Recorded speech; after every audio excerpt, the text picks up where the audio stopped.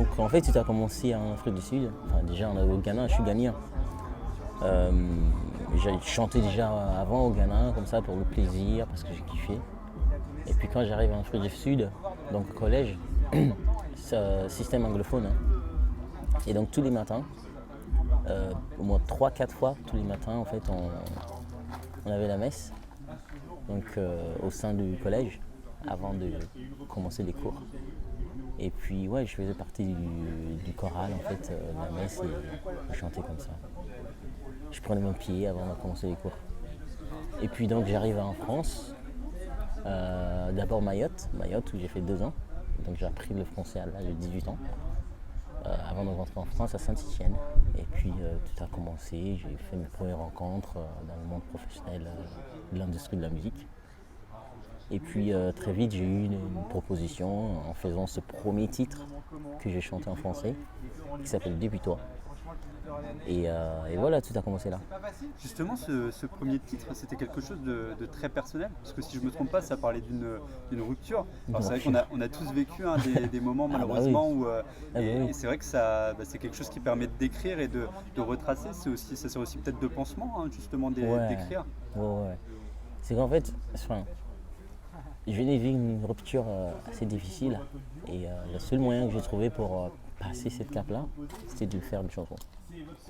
En chanter, en parler à travers la chanson pour évacuer en fait ce sentiment de rupture. Et ça a beaucoup aidé. Donc aujourd'hui ça va très très bien, ça va mieux. Là, on fait un aboutissement, puisqu'en fait, tu as sorti ton premier album.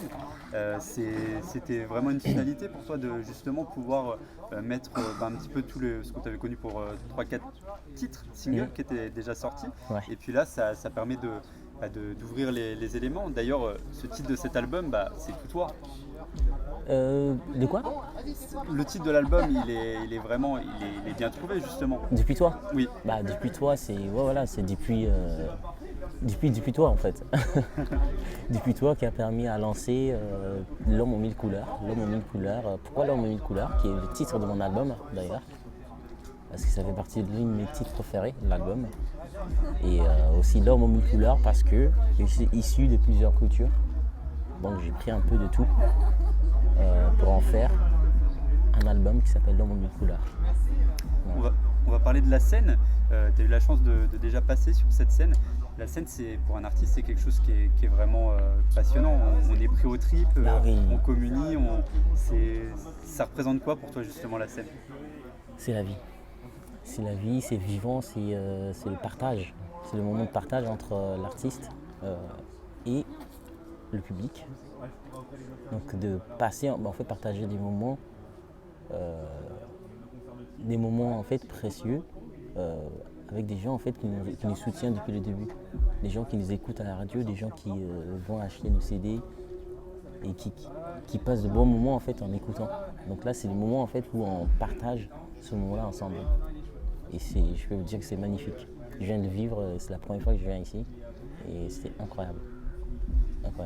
On va finir sur une petite anecdote, parce que c'est vrai que on le voit maintenant sur scène, Bien sûr. mais tu avais un autre talent, si je ne me trompe pas. On a parlé des pieds tout à l'heure, justement, tu n'étais pas maladroit avec tes pieds, puisque il y avait le football aussi qui, dans la jeunesse, était un dilemme entre la chanson et le football. J'ai failli faire footballeur professionnel, mais voilà, c'est la musique qui a pris le dessus. Je voulais pas courir après un ballon toute ma vie.